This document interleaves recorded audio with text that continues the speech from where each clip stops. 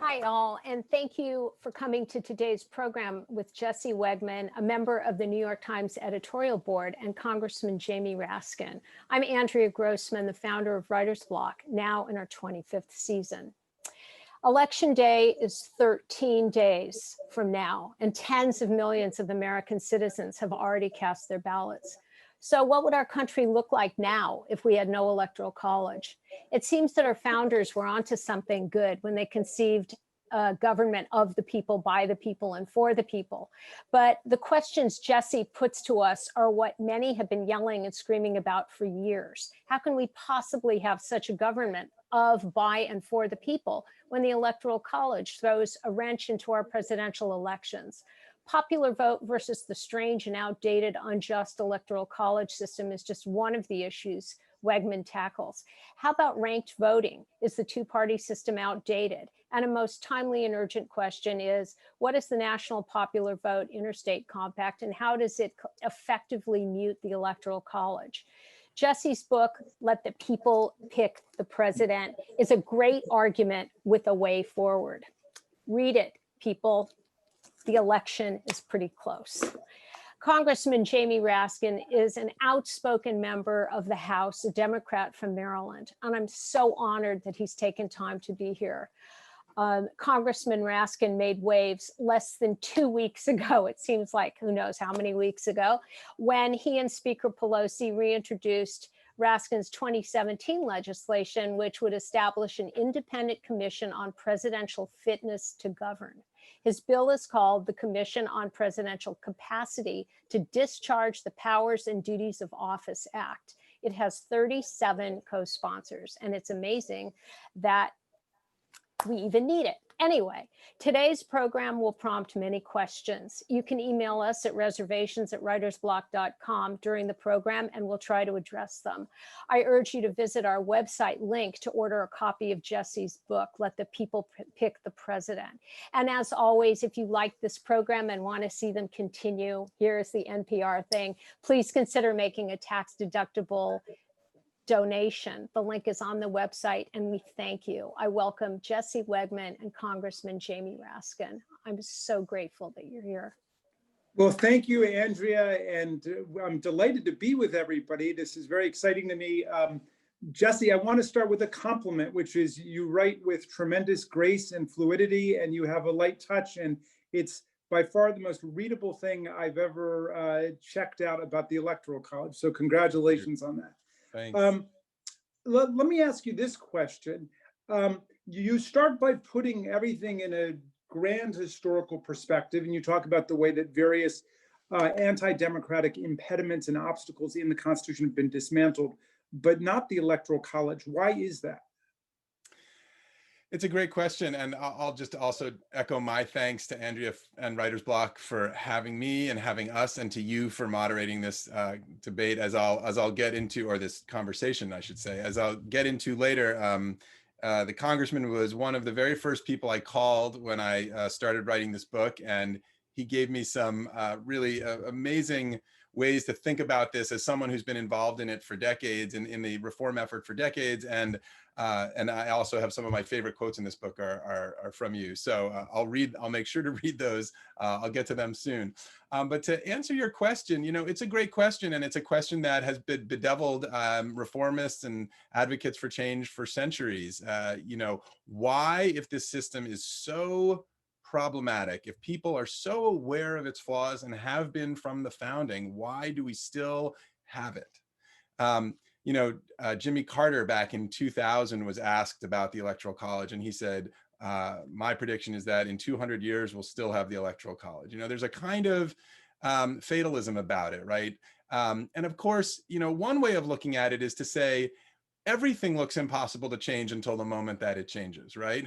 So, if you had asked, would we ever end slavery, or would women ever get the vote? I'm sure for many decades, people would have said, no, of course not. And then it happens, right? And sometimes things happen in surprising ways, and sometimes they happen faster than you expect, sometimes slower. This is one that's really stuck with us, obviously, from the start, with a few important changes, which we'll talk about. But it's been with us from the start until today. And I think the biggest reason why has to do with political advantage. It is always one party or the other, or sometimes both, who see the Electoral College as it functions today as benefiting them politically in the short term. And that perception, whether or not it's true, sometimes it is true and sometimes it's not true, that perception has, I think, served to protect this institution over the years and keep it from getting the sort of necessary momentum to be reformed in the way we've seen these other major democratic reforms take place over the centuries. That, and I think the inertia of a system that appears to most people to be operating, let's say, normally most of the time, is another reason. And I think one of the biggest arguments of my book, and one of the things I hope people take away from it, if nothing else, is that even when it looks like it's operating normally, and by normally I mean when the Electoral College picks the same candidate that the majority of Americans, or at least the plurality of Americans, pick, that I think most people think, oh, everything's working fine, as opposed to what happened in 2016 or 2000, where there was a split, right?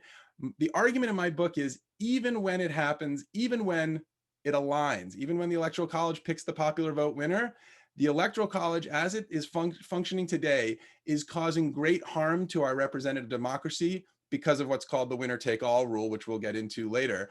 And that is really at the core of the problem that I think we need to fix. So, okay, well, let's talk about that. I mean, let's say you go to a high school and, you know, the kids have just learned about the Electoral College, and these days you get somewhat more of a critical education, but when we were growing up, we were just taught this was the way it was. There wasn't much critique there at all. But if you were to show up and they were to say to you, what are the three major flaws of the Electoral College's practice? What is your answer to them? great question. Number one, and I think this is the one that's most viscerally apparent to everybody, is that it allows a candidate who loses the popular vote in the country to win the presidency. So I it think violates majority rule. it violates majority rule. Majority rule, which I think is the essence of a Republican government, small r Republican government, as the founders themselves said. It also violates political equality, which is a sort of fancier term for one person, one vote, the ideal that all of our votes count the same and all of our votes matter. And I think that's something that, you know, people were feeling throughout history, but really only became a reality in the 1960s with a series of Supreme Court decisions that we now call the one person, right, one. do you treat that as a second flaw, or is that built into the first one? I think there are two different ones, actually. I think the issue of votes counting equally is a is a distinct issue from what could happen when a person who wins fewer votes actually becomes the president. Okay, And good. so those two are the two biggest insults, I think. And yeah, I would say the third one is a bit more of a practical issue. Those two are sort of more theoretical. The practical one is it makes Americans feel the fact that the loser can win and that not all of our votes are the same, means that Americans don't feel that the system is on the level. They don't participate. You see dramatically lower rates of participation in American democracy than you see in other developed democracies around the world. yeah. And I think the big reason for that is that people think it doesn't matter what I do. They may live in a so-called safe state, either on the majority side or on the minority side, but they feel it doesn't matter what we do. And I think that sense of lack of involvement, lack of that it doesn't matter, that the politicians don't care because they're gonna, because of the system is kind of rigged in advance. That's a hugely destructive feeling for the populace of a representative democracy to have. Yeah, I mean, your third flaw is similar to what I identify as my third flaw for the top three, which is the creation of spectator states, where you get more than 2/3 of the states, or 2/3 of Americans or more, who live in states that are perfectly obviously red or blue. And so there are no campaign headquarters, and there's no bumper stickers and signs and TV ads, and everything goes to those swing states. And within the category of swing states, there's 7 or 8 of them. They go to the biggest ones, so we know what they are. It's Pennsylvania, it's Florida, it's Wisconsin, and so on.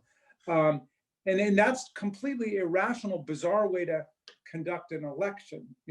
Well, what about this one, though? Because in place of your number 2, I talk about how the Electoral College creates moral hazards, strategic invitations to mischief and corruption.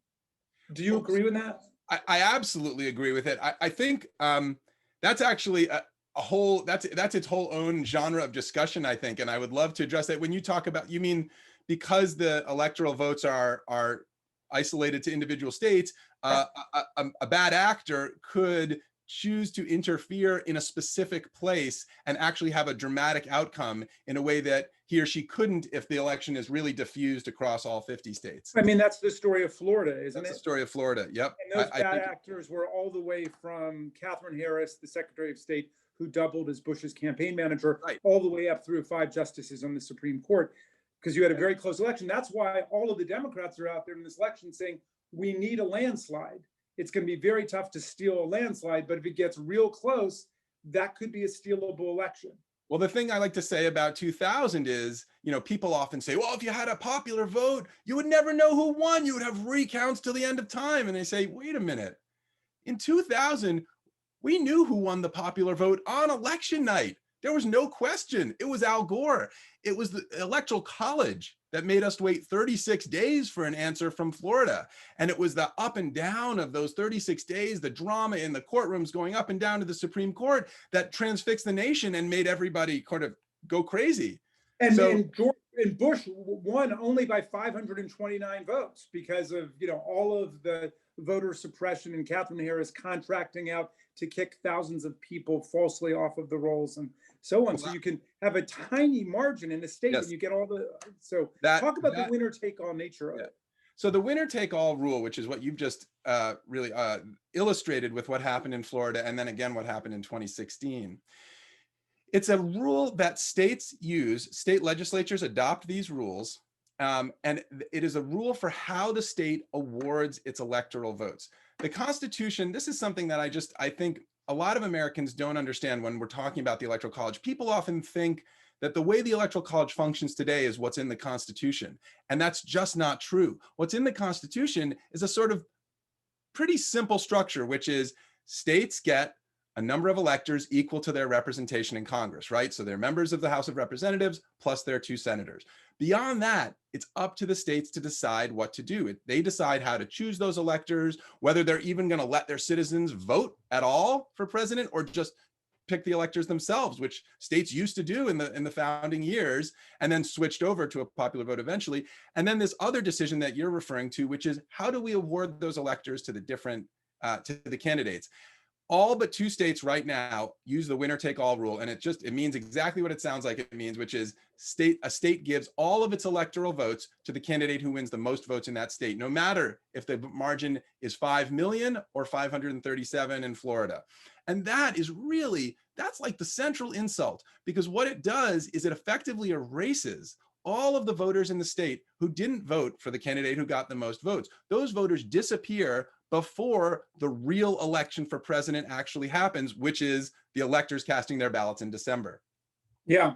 Do you want to talk about the intertwined history of the Electoral College with slavery and slavery politics at the beginning of the Republic? Sure. So Jamie and I have been talking now about sort of the mechanics of the college as it functions today and how distorting that is of our politics and of our governance. And I think that's where a lot of people are most focused, and I think that's the right place to be focused. We're only living today, but it really is important to understand where this weird mechanism came from. And so we got to go back to 1787, to the founding, to the Constitutional Convention of 1787 in Philadelphia. The delegates get together. They've scrapped the first plan of the first constitution for the country, which was known as the Articles of Confederation. It didn't work at all. They had been trying it out for about 6 years, and it was very clear it wasn't working. And one of the big reasons it wasn't working is there was no president. They didn't have a supreme national government with a leader of that government who could basically run the country, raise an army, put down rebellions, all of these things. So they said, how do we do that? How are we going to choose that leader? And excuse me, Jesse, in Congress, we don't say run the country. We say run the executive branch. Forgive me, run the executive branch. Lead the country. There we go. Faithfully execute the laws passed faithfully by Congress execute. Right. There we go. Yes. Yeah. So this was one of the most fraught issues at the convention. At the end of the convention, James Madison says, yeah, there was almost nothing that we debated more and that was harder to resolve. They fought about it constantly over the 4 months of that summer. They talked about whether Congress should elect the president. They talked about maybe state governors electing the president. Some of the top framers there, including James Madison, wanted there to be a popular vote for president. They just wanted the people to directly choose the president. Why didn't they do it? One reason is the one I think that a lot of us learned about, which is that they didn't feel that most people would really know enough about national candidates for national political office. And they wanted people, they thought it might be better to have intermediaries who were better educated, who knew more about the candidates to make that choice, because people there was no transportation network, there was no communication system. We didn't have national media at the time. So people didn't know much about outside their local communities. That is one reason. Another reason that I think didn't used to get talked about, even as recently as when we were in school, is slavery. And I think slavery is clearly at the center of all of the biggest compromises and all of the biggest deals that were struck at the convention. Protecting the interests of the slaveholding states was not just central, it was essential. The slaveholding states were very clear they were going to walk away if they didn't get what they wanted. And one of the things they wanted was extra power for they wanted more representation in the national government because of their slaves. These slaves obviously couldn't vote. They were not accorded any human rights at all. And yet the South wanted to count them as people nonetheless for the purposes of representation in Congress. The North, of course, the non-slaveholding states didn't want them to count at all. They said, that's your property. You know, we have property too. We own cows. Why can't we count our cows if you can count your slaves? This was the debate they were having. In the end, they settle on what we call today, what we know as the 3/5 clause. And that gave the slaveholding states 3/5, it allowed them to count their slaves to 3/5 of their slaves toward their representation in Congress. So in addition to their citizens, their white men, they also got to count their slaves toward their representation in Congress. That gave them extra representation in Congress, gave them about 12 or 14 extra members of Congress throughout the South, more than they would have had they not been able to count their slaves. And that translates into 12 or 14 more electoral votes. They called it the slave power. That was the Federalists, the Northerners and the Nationalists said that was the term for it, the slave power, because it kept the Southern states and people from the South in power in ways that they wouldn't have been otherwise. So slavery is really central to this deal. And actually, in the middle of the Constitutional Convention, James Madison stands up and he says, look, I think having a popular vote for president would actually be the best way to do it. It would ensure that we chose the fittest candidate of all, but we can't do it. The South will never go for it. He says, on the score of the Negroes. That's his quote, on the score of the Negroes. Mm-hmm. What does he mean by that? He means if the South is going to have, if we're going to have a popular vote, suddenly the South won't get to, they don't let their slaves vote. So they're suddenly going to be much weaker in the national, in the balance of power. So we see the Electoral College combining two different forms of disproportion. One is the added dozen members that the Southern states, the slave states, got in the House. Those translate into 12 or 13 electors, plus the 2 bonus electors for the senators. Yes. Also benefits the South, which were the least populous states. So the really populous ones, New York and New Jersey and Pennsylvania and so on, that had much more of the population and certainly much more of the white population. And of course, the African-American population was enslaved and was given no rights at all, much less the right to vote. Right. So 4 of the 5 first presidents were slave masters who brought slaves with them into the White House. 7 of the 10 first presidents owned slaves. Right. And so the Electoral College really works like a dream for the slave states. And that kind of Dixie accented politics to the Electoral College persisted really all the way up through the 20th century and today. I mean, yep. We're trying to break that solid South bloc. I mean, and we're hoping in this election that Georgia and North Carolina will follow Virginia, which we've been able to dislodge from the party of white supremacy, or the party that's friendly to white supremacy. Can I add? So that's a really great summation of that influence. And I just want to add one thing that I think maybe people don't fully process when they think about the role of slavery and racial subjugation and how we run our national government. The 3/5 clause was obviously eliminated from the Constitution after the Civil War, right? We have the 13th, 14th, and 15th Amendments are really what we call it our second founding. That was the moment in which we started to move in the direction of becoming the democracy we had promised to be in the Declaration of Independence, right? Where all people were created equal. So in theory, you think, oh, great, problem solved. 3/5 is gone. Right now, Black people can now be, they are no longer slaves, they are citizens, and they have the right to vote. Incredible. Well, for about 10 years, that was true, right? That was what we called Reconstruction. And then Reconstruction ends, and you have this retrenchment back to a point where the South actually gets more benefit than it used to get in the time of slavery, because now they get to count 100% of their slaves, not 60%, not 3/5, 5/5, and yet they still don't let them vote. They still don't let Black people vote because under Jim Crow laws, under Black codes, you know, they have all these overlapping mechanisms to prevent the Black vote. You know, state-sponsored, Literacy test, poll tax, literary test, terrorism, murder. I mean, they're literally slaughtering Black people who try to go to the polls to vote. It's an astonishing and horrifying part of our history, and there's a lot of horrifying parts of American history. But that one is really galling to me, because I think, look, you know, get rid of the 3/5 clause and you're on the road to, you know, to a more representative democracy. And in fact, the situation gets worse, because until the 1960s and the Civil Rights Act and the Voting Rights Act, Black people are now counted as full people for the purposes of Southern representation, and they still don't vote.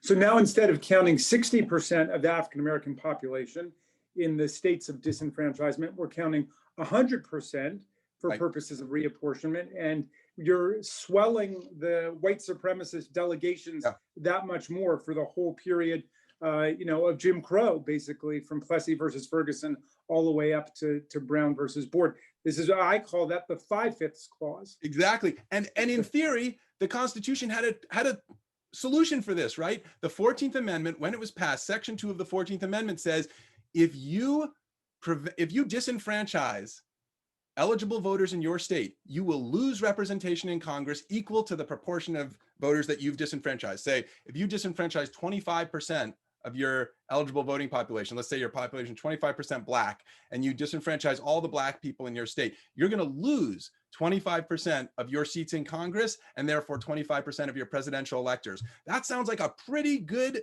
solution, right? That is the disincentive to states to keep behaving in that way. Well, surprise. Section 2 of the 14th Amendment has never once been enforced in American history. And that is up to Congress. That's not a Supreme Court thing. That's a Congress thing. Right. We need a law enacting it. So do you think that the politics of racism and white supremacy are still relevant in the discussion of the Electoral College today, or do you think that's kind of an historical diversion? No, absolutely. It's never gone away. It's never the echoes of slavery, the echoes of racial subjugation have never left us, and they have never been separated or have never been separable from our conversation about how we choose the president.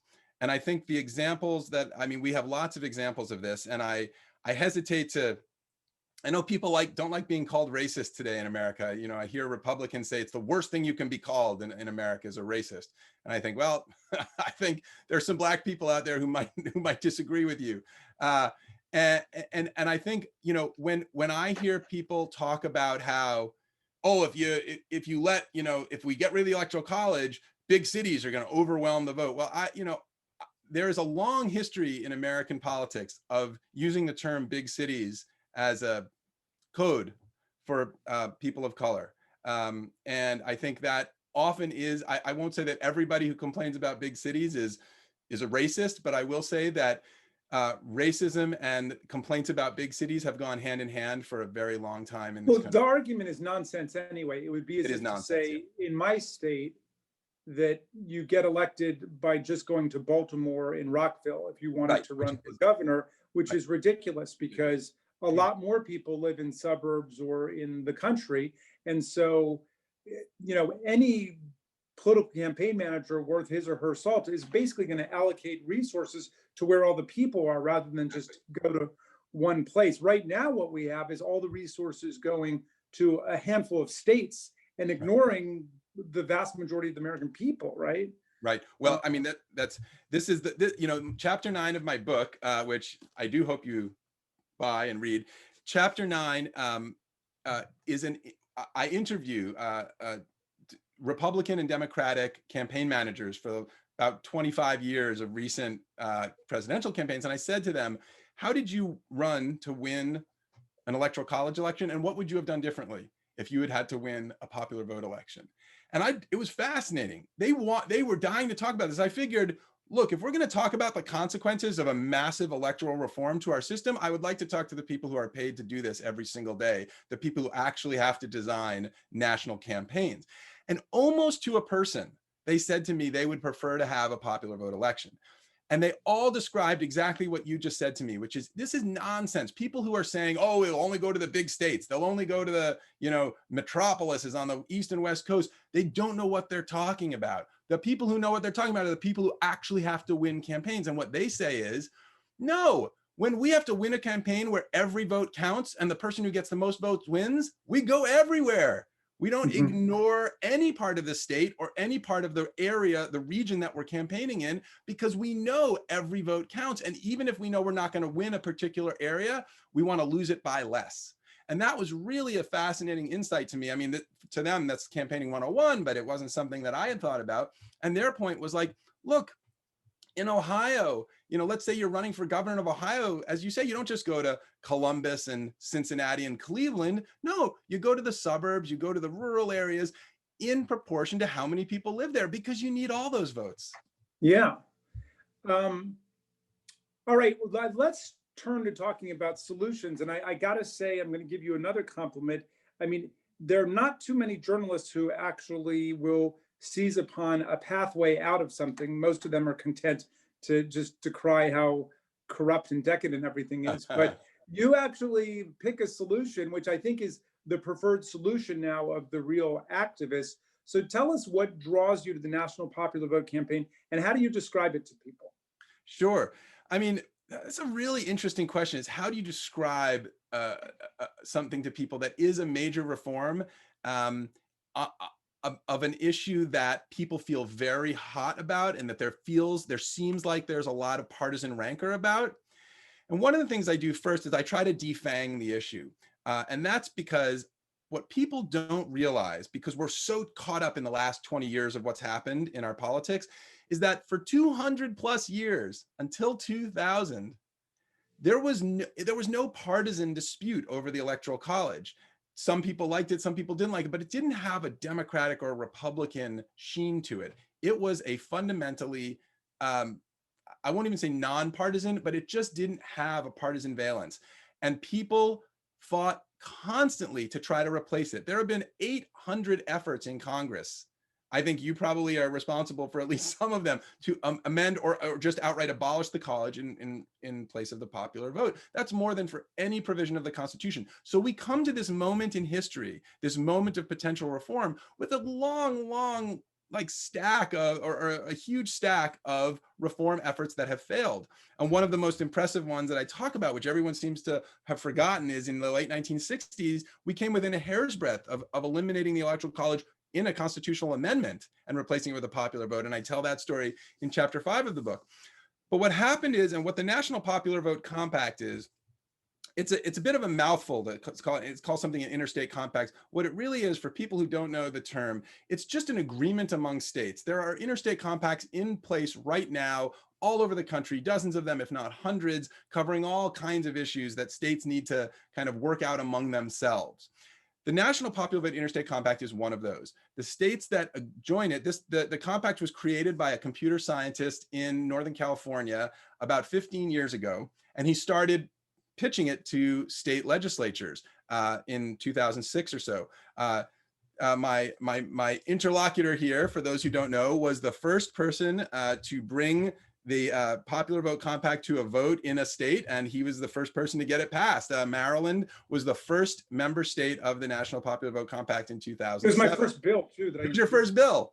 Yeah. So, And so what the compact does is this. Remember, we were talking earlier about that winner take all law and how I was trying to emphasize the point that winner take all laws are not in the Constitution. There is nothing written down anywhere about them. States adopted them for political advantage starting in the late 18th century. And by the 1820s, 1830s, virtually every state was using that winner take all law. It was just their own choice. They could have done anything they wanted. Even today, two states, Maine and Nebraska, use a different system. This, like, awarding their elections by congressional district. But everybody else uses winner take all. The insight of the national popular vote, Interstate Compact, the core insight of it is that's the essence of our problem. And it's because of what you said, that it creates two tiers of states. The battleground states, which are the only states that any candidate cares about, understandably, because they're the only states you can actually move votes in, and all the rest of us, more than 80% of Americans in what, the term safe states, which is such an insulting term, like in a representative democracy that you live in a safe state or that your vote is wasted. These ideas that like somehow you don't matter because you're in a blue or a red state drives me crazy. And I think what the compact does is it says, you don't have to award your electors by winner take all in your state. You can award them however you like. That's what the Constitution says. So what the compact says is the states that join the compact agree to award their electors not to the winner of their statewide vote, but to the winner of the vote in all 50 states combined plus DC. So that's the heart of it, that the states say, we're going to look at who wins the votes in the whole country, and we're going to give our electors to that candidate. Doesn't matter what the vote is in our state, it only matters what the vote is in all 50 states combined. And the other part of this compact that is central to its functioning is that it doesn't take effect. It hasn't yet taken effect. It doesn't take effect until states representing a majority of electoral votes in the country join it. That's 270 electoral votes. You need 270 to win the presidency. That's the magic number. That's the number we all talk about. Once you hit 270, you're president. So when states representing 270 electoral votes join this compact and agree to give their electoral votes to the person who wins the most votes in the country, you put those two things together and the logic is pretty straightforward. The candidate who wins the most votes in the whole country becomes the president every time. So there are 15 member states, Maryland was the trailblazer. There are now 15 states that have joined, plus DC, and together they add up to 196 electoral votes. Remember, we said 270 is what you need to win, 196, you subtract that, and you have 74 more to go. With 74 more electoral votes signing on to this compact, we start to elect the president by the vote of all the people in the country. And that's unfortunately, it will not be in place 13 days from today. Unfortunately, so no, it will not. But when I'm amazed at the great progress that we've made, and it includes some very big states, some of the biggest states, California, New York, some tiny states like Delaware or DC, and some medium-sized states like Maryland, Wisconsin. Well, would you just address what I think is a clear and nonetheless pervasive myth that the Electoral College helps the small states? Yeah. So that is one of the biggest myths. And I think it's sort of the corollary to, the big cities will overwhelm the vote, right? That will just be ruled by New York and California. That's what people say all the time. If we have a popular vote, it's just New York and California going to decide the election. First of all, it's just a misunderstanding of statistics and of the distribution of the population in the country. There's no way New York and California could come close to dominating a national election. But yes, the small state issue is a really interesting one. And I think that, I spent a lot of time thinking about why are people so hung up on that idea? They've been repeating it for decades and it's never been true. Centuries, really. Centuries, right. Yeah, it's never been true. And I think I understand why, and I'll try to explain it. Remember how we said that the electoral votes are a reflection of your Senate, of your representation in Congress, right? So Maryland, how many representatives does Maryland have? We have 8 reps and 2 senators. So you have 10 electoral votes, right? You get those 2 electoral votes for your senators. Wyoming gets 2 electoral votes for its senators, even though it only has 500,000 residents. California gets 2 electoral votes for its senators, even though it has 40 million residents, right? 80 times the population of Wyoming. In the Senate, that boost for the small states, that being on equal plane as the big states, that is a real boost, right? That makes a huge difference. The founders from the big states were furious about that compromise. They were not happy about it at all. They didn't want it, and they fought against it. But when you move into the Electoral College, that bonus, while it is there still, it is basically washed out. It is irrelevant compared to the winner take all, the battleground state, safe state problem, and that winner take all issue.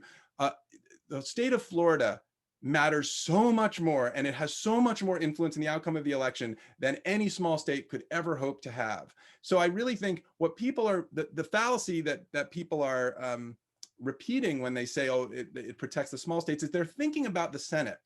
And they're thinking about those 2 seats that everyone gets in the Senate, which really is a benefit to the small states.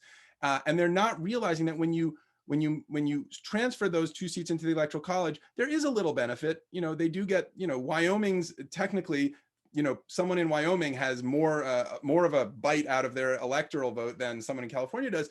But it really doesn't matter. Wyoming has 3 electoral votes. California has 55. Which one do you want more? The last point I'll make about the small states is the framers themselves would have agreed with what I'm saying. The framers did think that the Electoral College that they designed helped the small states, but in a different way. And it's in a way that almost has never happened in American history. It could happen this year. We're really hoping that it doesn't. And that is, if no candidate wins a majority of electoral votes, what happens then, right? You have to win an outright majority of electoral votes to become president. What happens if no candidate wins that?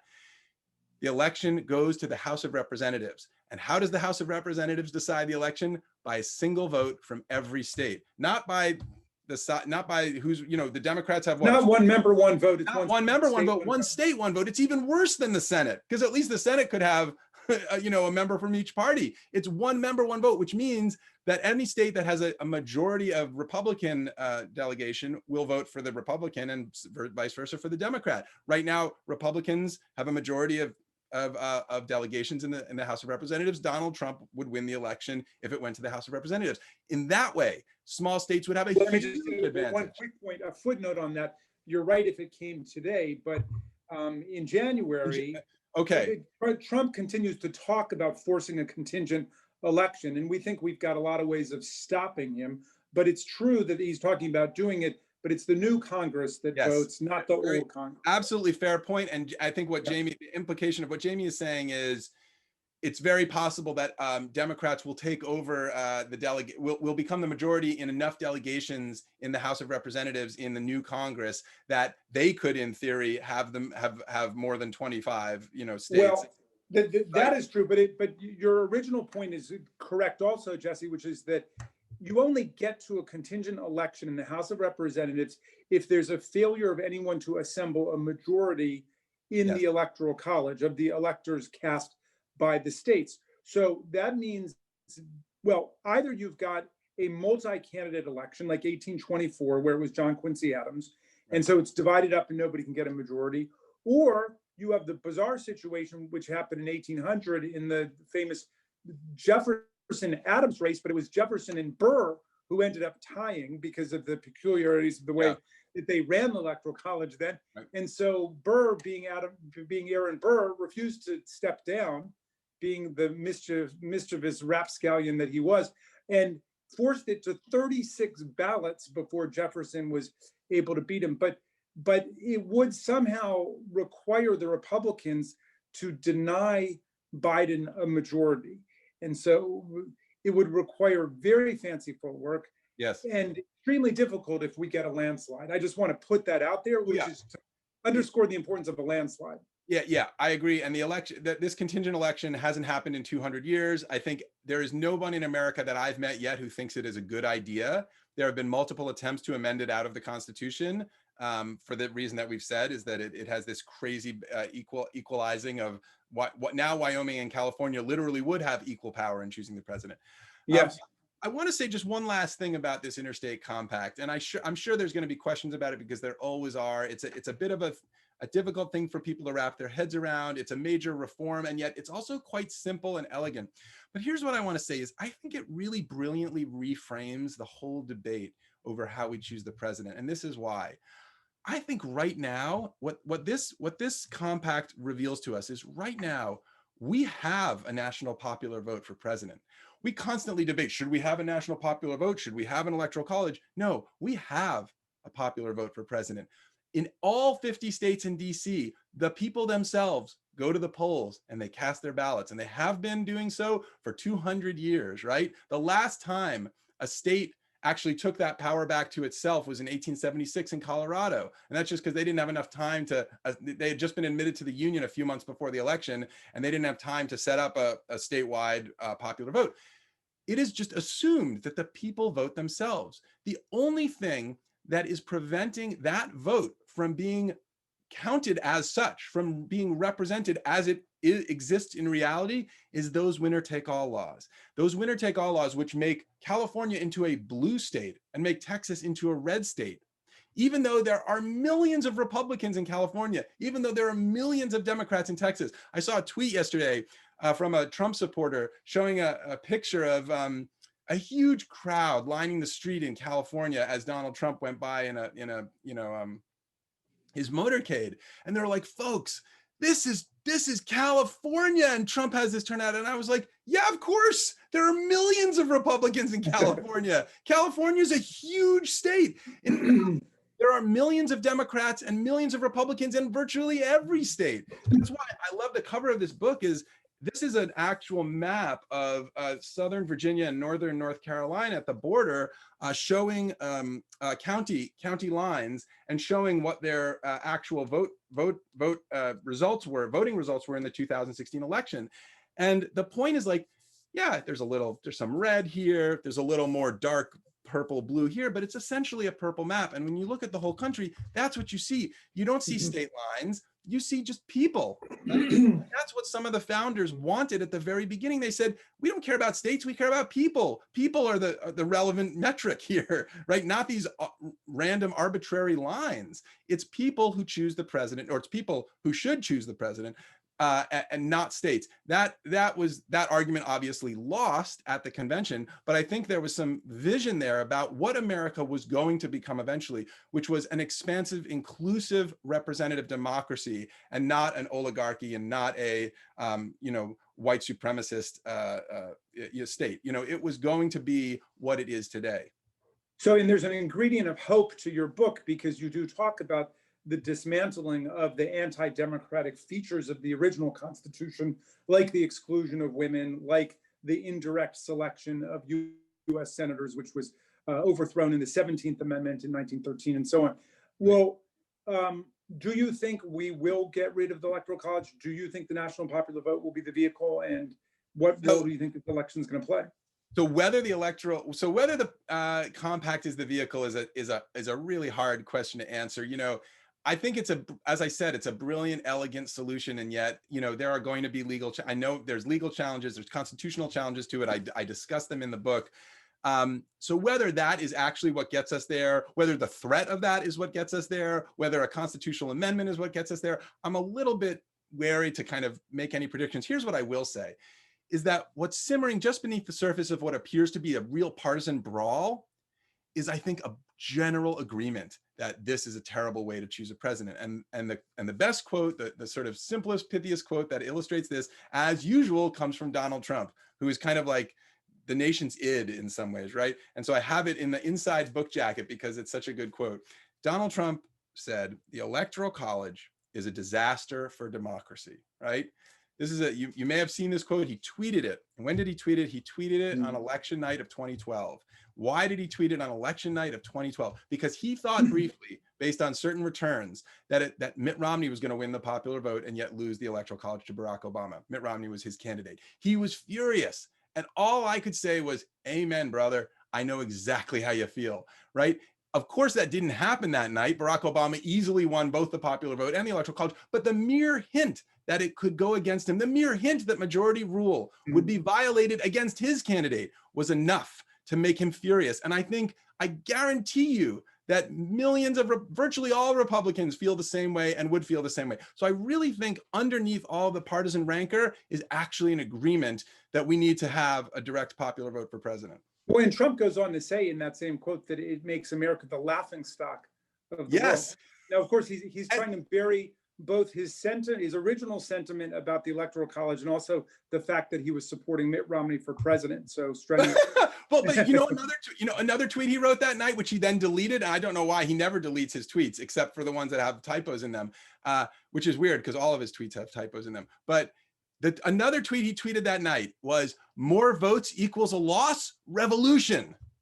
And I thought, yes, that was what we fought, a revolution over a system in which the people didn't matter, in which there was a tyrant running, the colonies from across the sea.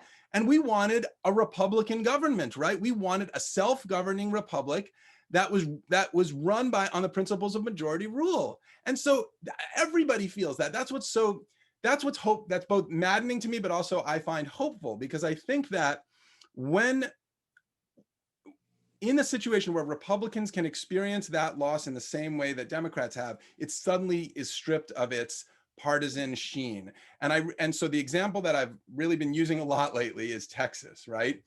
Texas is moving blue.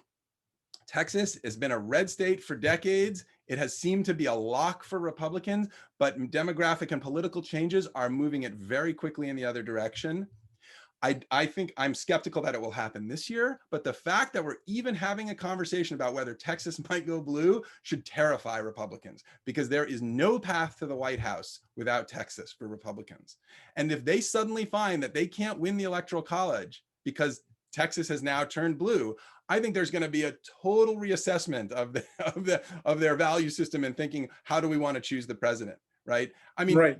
It's not Unfortunately, they might not be thinking about the national popular vote. They might be thinking about something more dire than that. Yeah. I don't even want to go there right now, because it's we're trying to save the country at this point. Wait, do we need to open this up to your eager fans out there? I would love to. We'd love to sort of engage people's questions or comments. Okay, I'm coming. Did we filibuster you to death? I'm right here. Okay. We have a bunch of really good questions. The first one is from Tad Daly.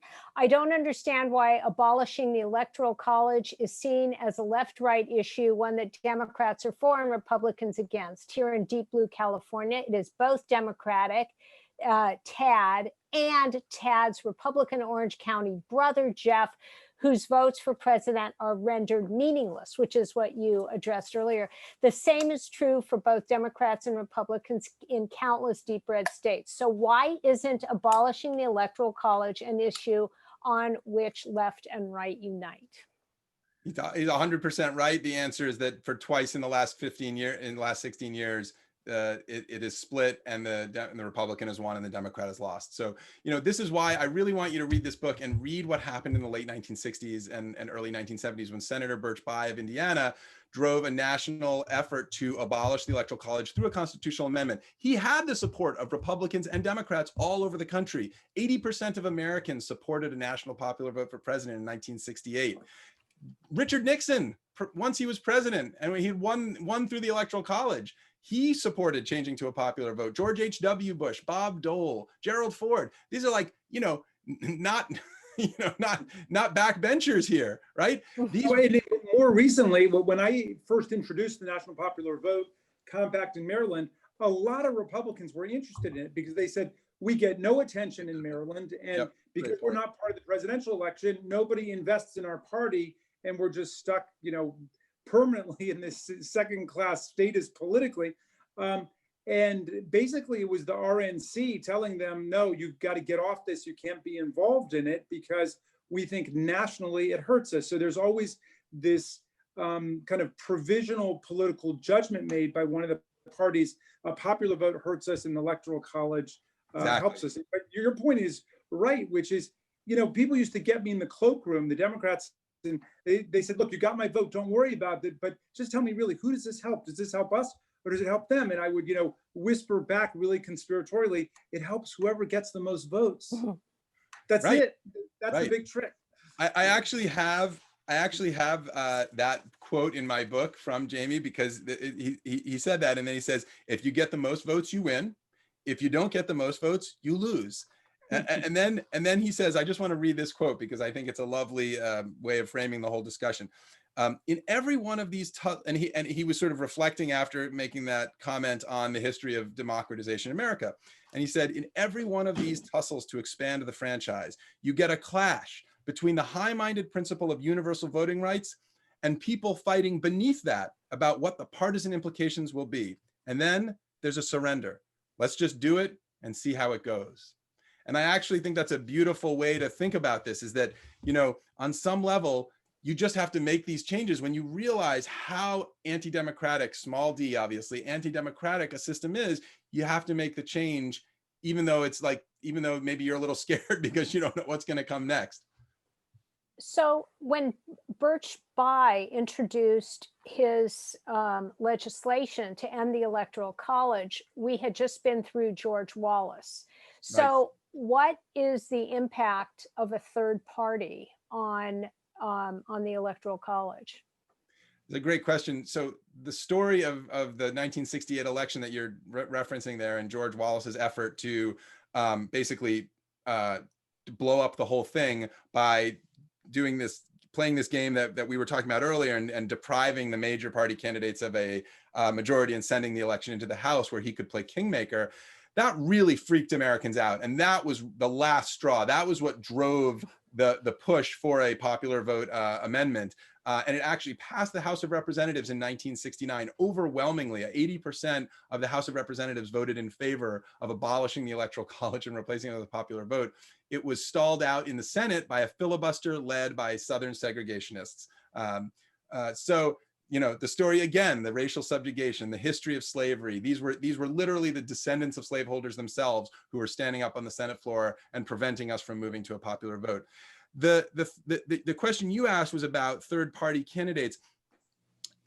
I think there is an argument that the Electoral College protects the two-party system because third-party candidates have so little incentive to run in an environment where they won't get any love, they won't get any electoral votes at all unless they win an entire state, right? Because states are winner take all, and third-party candidates almost never win entire states. George Wallace was the last third-party candidate to win any electoral votes at all. Do you remember Ross Perot in 1992? Ross Perot won, I think, 20 million votes around the country. 20 million votes is a lot of votes. He didn't get a single electoral vote because his support was spread very shallowly.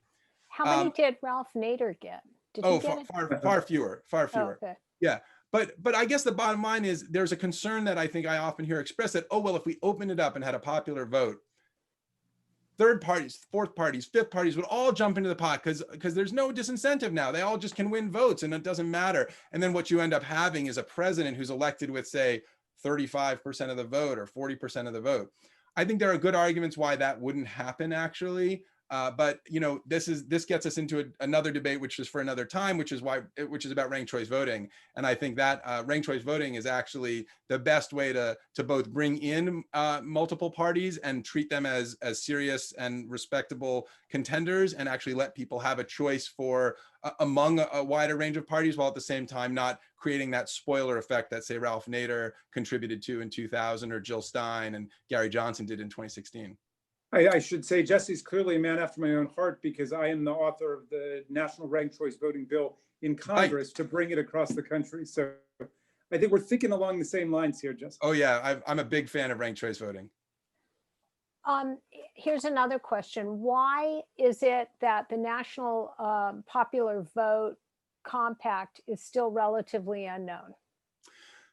So that's an interesting question. One of the things that we didn't get to was the partisan balance of it.